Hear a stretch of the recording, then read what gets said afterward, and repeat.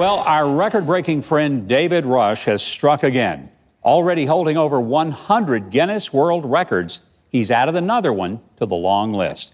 He is now the fastest person to finish a half marathon while skipping.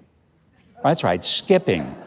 His time was 2 hours, 13 minutes, and 41.8 seconds, if anyone is counting and wants to beat the record.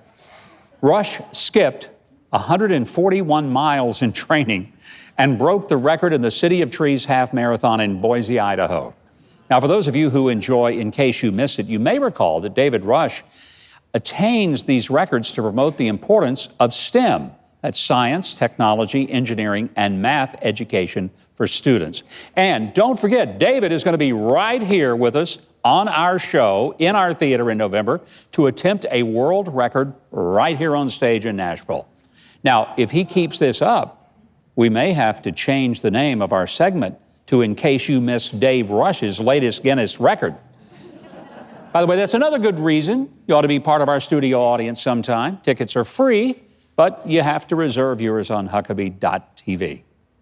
All right, turning to South America, there is some intriguing culinary reports from two nations. First, in Colombia, a world record and 62,000 eggs were broken when hundreds of people fried up some scrambled eggs that tipped the scales at nearly 9,000 pounds.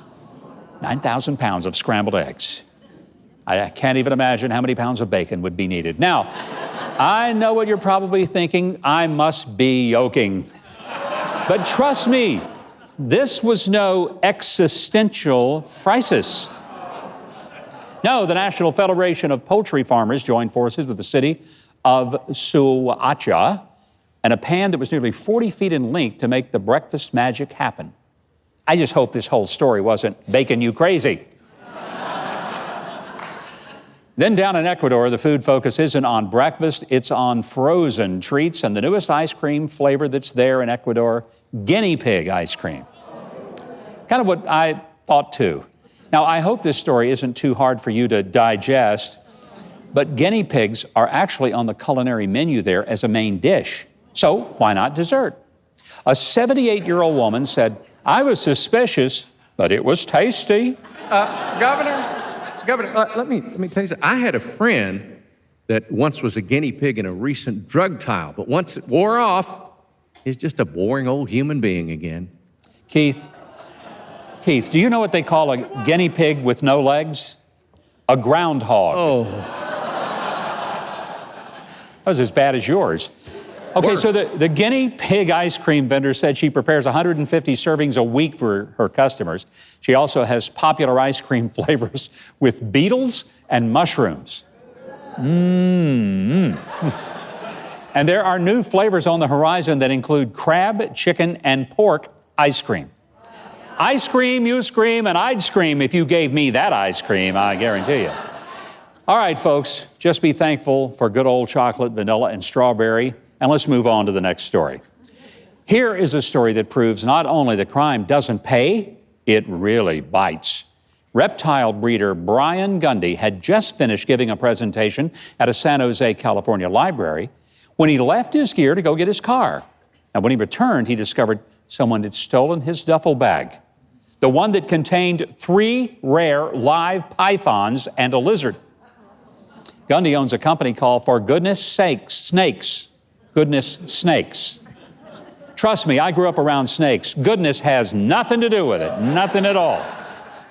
2 of the pythons were later found in a dumpster, but Brian's very worried about the other's safety. Oh, not the thief's safety, but the reptiles. So if you're in San Jose, please be on the lookout for the thief. He's probably the one that looks like a large bulge in the center of a python. And we can certainly say, snakes for the memory. Speaking of turning, the audience is turning on me, and I'm turning to a news story, something that is sacred to Americans, or at least once was, until the players were more focused on taking a knee than taking the field. I'm talking NFL football. But last week, Pope Francis accidentally wandered onto the gridiron by tweeting out recognition of the canonization of 5 new saints. But he included #saints in his social media missive. Twitter automatically included the New Orleans Saints emoji to His Holiness's tweet, kicking their opponents, the Jacksonville Jaguars, to the supernatural curb. Governor? Yes, sir. Do you know what they call Bible verses spray painted onto a cathedral wall? Can't say that I do. Well, let me tell you, evangelism, Governor, evangelism. And I'll bet that joke left you feeling a little incensed. Keith, I got to tell you, as a Baptist, I'm not as deeply familiar with our Catholic friends and their faith traditions, but I do have a question. Do you know where cats go when they pass away?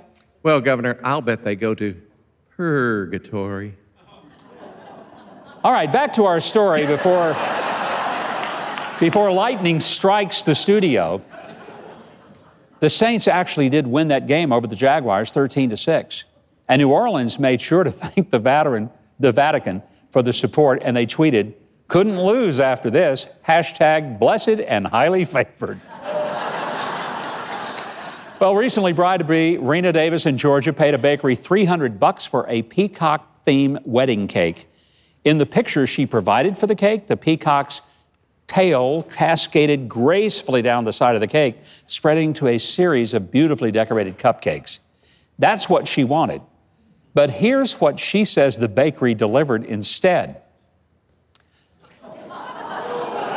Needless to say, Davis was really frosted.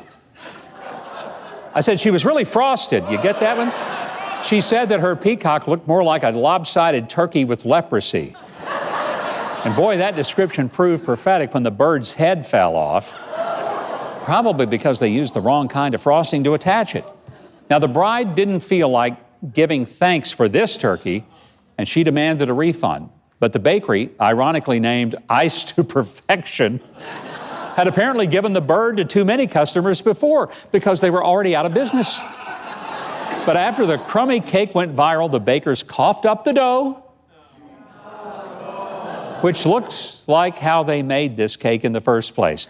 Luckily, it all ended happily. The bride got a fast wedding cake from Walmart.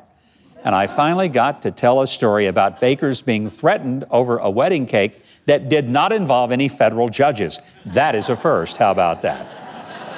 And in sporting news, a couple from Delaware, Olivia and Jerome Rome, a.k.a. Team Lovebirds, won the North American Wife Carrying Championship held in Newry, Maine.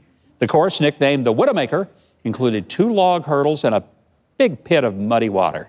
Team Lovebirds beat 44 other couples, and they finished the 278-yard obstacle course in 55.95 seconds on Saturday at the Sunday River Resort.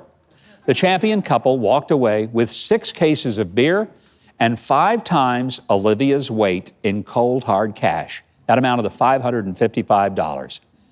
I kind of bet she was wishing she'd put on some more weight. But I got to tell you, he was really glad she didn't. Now, they are automatically qualified for the World Wife Carrying Competition next year in Finland. And never forget, if you don't visit Helsinki on a Scandinavian vacation, your trip will always remain unfinished. Well, just like Adam Schiff at an NRA convention, we got to go. But never forget, we read the news.